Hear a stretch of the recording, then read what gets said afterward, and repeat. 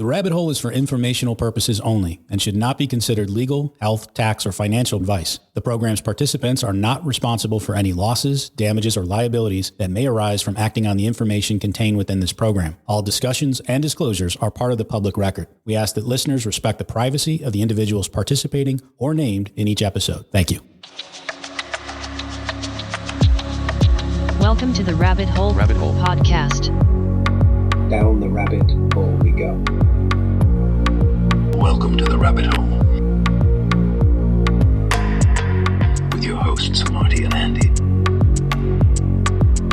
We begin in 5, 4, 3, 2. You are so sleazy. You think that you can do anything you want and then lie about it, and we just have to take it, because what are we? Just a bunch of kids. Well, not this time. From now on, we're doing this our way. No lying, no cheating, fair is fair. All right. That's what you owe, and we're not turning ourselves into. We get it. Fair is fair. We didn't start this, we didn't mean it to happen, but we're not giving up till you pay. Fair is fair.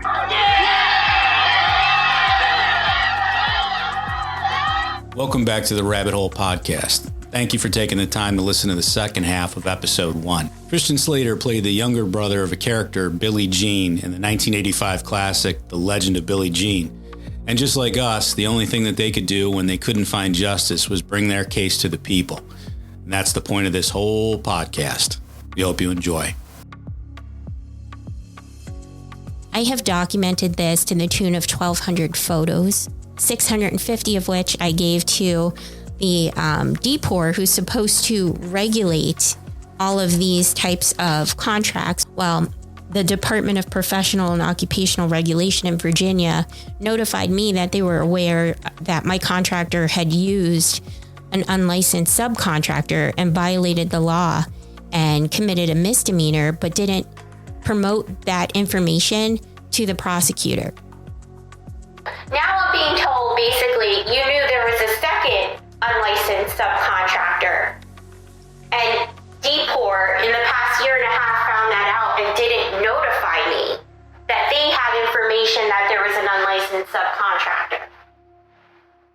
First off, once the complaint is filed, it becomes an administrative complaint by the agency. So you would be notified if we needed information. But second of all, if the information that they get doesn't develop to the point where we think it's a charge that can go forward, there wouldn't be a need to contact anyone. So if you find that, say, like what they did with the unlicensed, let's say the bigger one, where we have the invoice for $24,000 change, which miraculously is under the current threshold of 25, which I don't think is a coincidence considering that they bought the unlicensed contractor company. But let's just say that they weren't thinking when they were covering up what I think is a crime, when they put the threshold under 25, which is the current, but at the time it was 5. So we have that in writing. 2020, they paid them $24,000 and change. The threshold for unlicensed was $5,000. So that's a violation. So because it is a criminal situation, potentially, you did not proceed with it? Or are you saying we're not going to look at it because for some other reason the investigator thought, hey, I'm just whatever. I don't know. I can't make sense of this. I don't have the timeline in front of me, so I'm not sure how you laid it out. What I would say is, typically when we investigate cases and find out that there's unlicensed activity by a party, their first response is going to be to try to get that person licensed. Because we want them licensed so they're complying with their regulations, and then we have regulatory authority over them. So if we get out in a case and we find that situation and we go to that person and say, you really need a license, and they apply and proceed to get their license, we're not going to turn around and bring the unlicensed activity case on them, because what we want, and this is generally speaking, I'm not going to talk about certain exceptions, but what we want is for them to have a license. So just to clarify what's going on here, the director of compliance is stating that they are not going to go after the Class A contractor who I have a contract with, and they are able to regulate. And they're also not going to pursue the unlicensed subcontractor. which I'm fine with because I don't have a contract with the unlicensed subcontractor. I would think they would want to notify the public at large who's affected by their work, but I don't have a legal connection to the unlicensed sub. And I was wholly unaware that that was being done at my build. So my issue and the regulatory board's issue should be with the Class A contractor who pulled a license and handed it to someone who is unlicensed. My daughter is 7 years old and developed asthma from the mold. She has lost height that she probably won't be able to recover from the medication. It's affected my other daughter, who is an adult now. She had to move out. She has a pretty bad heart condition. It was making her sick enough. She has left our home. It's made our other daughter completely ill on the regular. I mean, we're talking infection, sinus infections, things you just can't get rid of because this mold colonizes in your being. So I am not afraid to speak out. I hope to God someone out there listens. If you guys can share this podcast, get it out there. I'm done playing nice. I'm done keeping my voice down. I'm done with the victim shaming. I can't believe how much I've been shamed because I expect that someone do what the hell they said they would do when I handed them money. That doesn't make me a bad person. So we need community. We need your assistance. And I'm doing this not just for me, but for my babies. So I won't tap. Yeah, and I think to me, one of the things that's most important is pulling off that veneer off the situation. Because you would say, how can this be happening? Well, according to the regulatory body, or according to the attorney from the builder, if we're dealing with something in court, it doesn't have to be reported for the regulatory bodies. I was thinking that maybe it's a little premature for the board or the board of contractors or the board to be involved, because that determination is going to be made at some point by an arbitrator after hearing. So if you're looking up a contractor, you want to see what their license looks like, and they've done something terrible, there's a means to have that not be public information. And if you think that happens once in a while, you're wrong.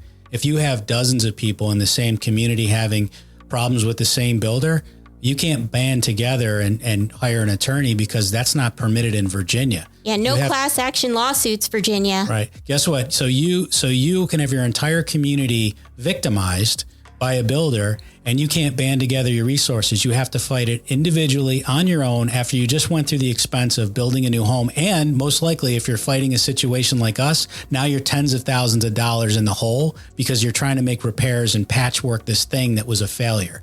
So you've got that to deal with. And then the fact that there's no consumer protections in Virginia. If you think that this is just we're being extreme and this doesn't happen, there's no way for anybody else to really get this information out, which is why we're going public to this extent. Right. You know, subcontractors that have worked on our house, working on commercial buildings, which is going to affect the community at large. We've brought that to DPOR. They have chosen not to share the information and not to pursue the information. So they are made aware that there are violations in place. They won't even investigate. If our house has any additional issues, it's a one and done situation, and we're not allowed to bring any additional findings to them because they won't hear it. Yeah. And so I would say, like, if I knew what I know now, would I build? No. If I knew what I knew now, do I feel comfortable that we're going to stay in Virginia indefinitely? No, because if that's the environment, you don't just get away from that. That mold, it spreads. So if there's potentially properties that have poor construction, there's going to be costs associated with that. If we're heading into a bad time and those costs pile up, at some point people are going to tap out. They're not going to be able to maintain the repairs, the renovations. They're going to let properties go, and that is going to spread.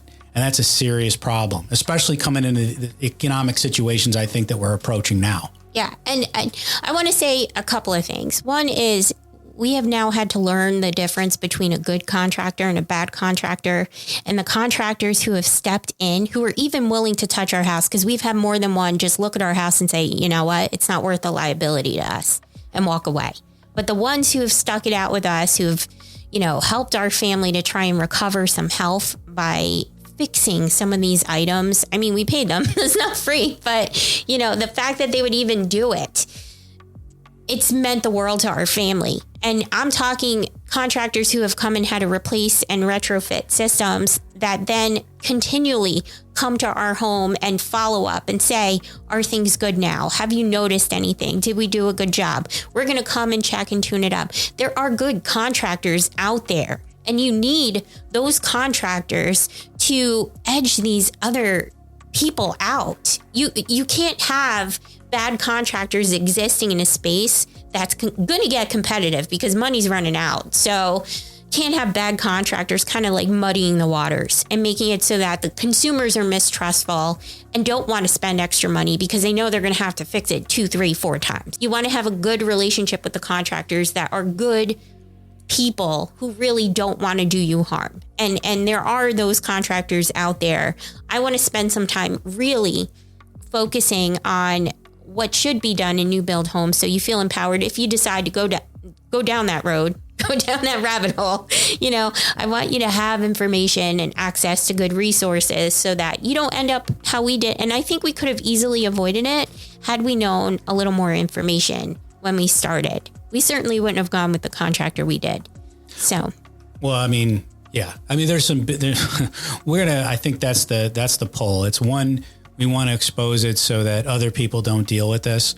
And then we also want to create awareness of good contractors that do things the right way. Because you're right. I can be like Virginia. I like Virginia a lot. I like a lot of other people. I don't want to move. Too. I want to say, listen, I've got the HVAC folks that we had 3 systems in our house, and 3 years in, we had to replace. We've repaired all 3 of them many, many times. And then the second one, the middle floors, it just got to the point where we were so many thousands of dollars in that we just decided let's replace the unit altogether.